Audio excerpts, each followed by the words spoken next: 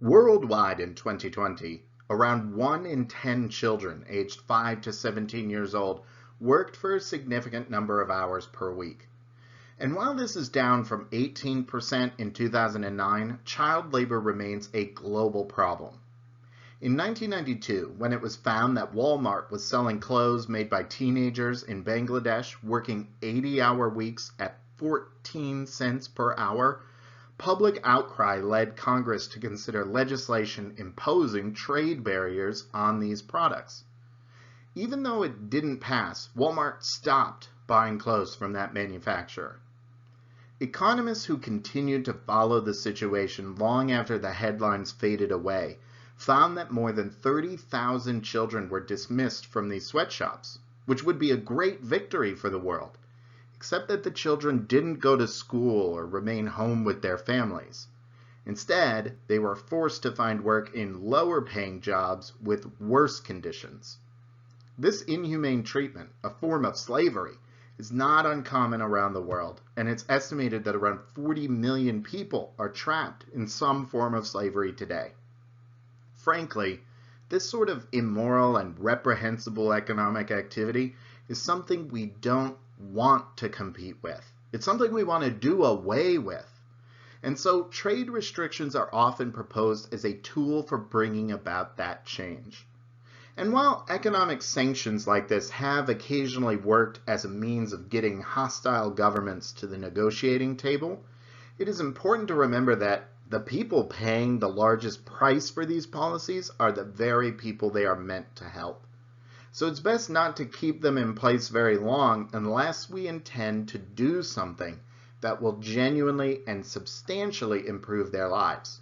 Trade restrictions alone won't do it. National security is another good reason to restrict trade. We have to be realistic about the world, and while free trade is one of the most effective deterrents of international conflict, it is wrong to suggest that nations that trade with each other will avoid conflict altogether.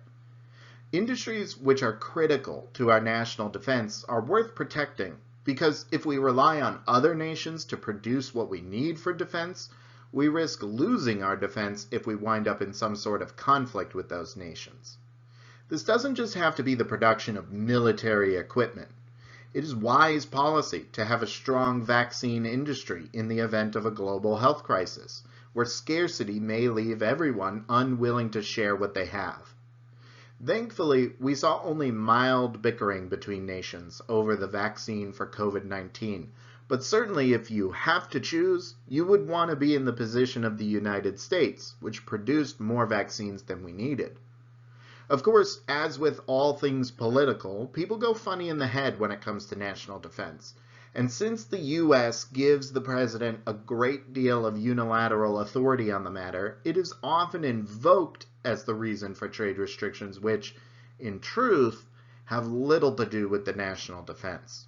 Goods like mohair and beeswax end up on the list of protected products vaguely described as important for the national defense with no real reason for it. The real reason is political. As some have said, it's better to make computer chips than potato chips. I'm not sure that's actually true, but the point still comes across. There are industries which have a learning curve, and it takes time for firms to figure out how to compete with other global producers. Consider electronics manufactured in Japan. Many decades ago, they were considered to be cheap, low-quality products, and they were. But Japan used trade restrictions to protect their electronics companies from global competition, so they had time to refine their production processes and learn what they needed to so they could compete. Now, Japanese electronics are considered some of the highest quality and value for money on the market. Some industries may also provide spillover benefits. Amazon's investments in shipping direct to consumers' homes benefited them greatly, but they also benefited other companies like UPS and FedEx, and in turn, those improvements benefited other smaller online retailers who can offer affordable shipping as well due to those investments. Some argue that trade restrictions could be used to protect industries which have these kinds of spillover benefits. While this is true in principle, in practice, it is very hard to identify which industries these are, and they often change. It is also important to note that at some point, you want to remove those trade barriers, like Japan did in the 1990s. Of course, the most common reason people give for trade restrictions is that they protect jobs. Over the past couple decades, many public figures have lamented the decline in manufacturing in the United States, as many of those firms have moved production overseas or been competed out of business by firms in countries like China and Mexico. Whole cities like Detroit in Michigan have decayed due to the loss of auto industry jobs.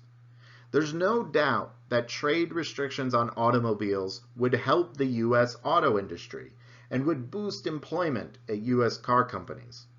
But that comes at the expense of employment elsewhere. Trade restrictions raise prices, and if consumers have to pay more for the protected good, they will have less money to spend on everything else. And while the impact on any one industry will be tiny, collectively, the impact of this reduced demand will result in more jobs lost than gained.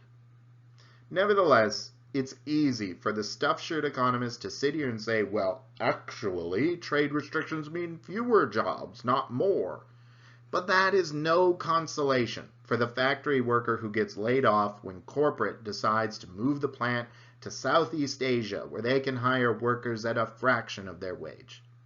Their experience and skills can be rendered useless because the whole industry makes this change, and there just aren't any help wanted ads for the kind of work they're most qualified to do.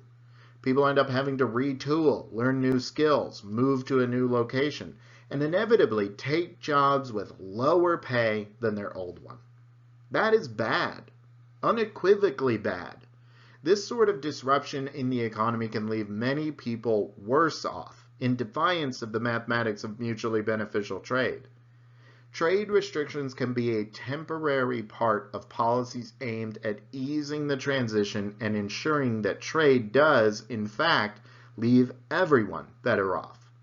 But as with every other concern, it must be paired with programs that actually do something about it, so that down the road we can lift the restriction and enjoy the fruits of an efficient free trade economy.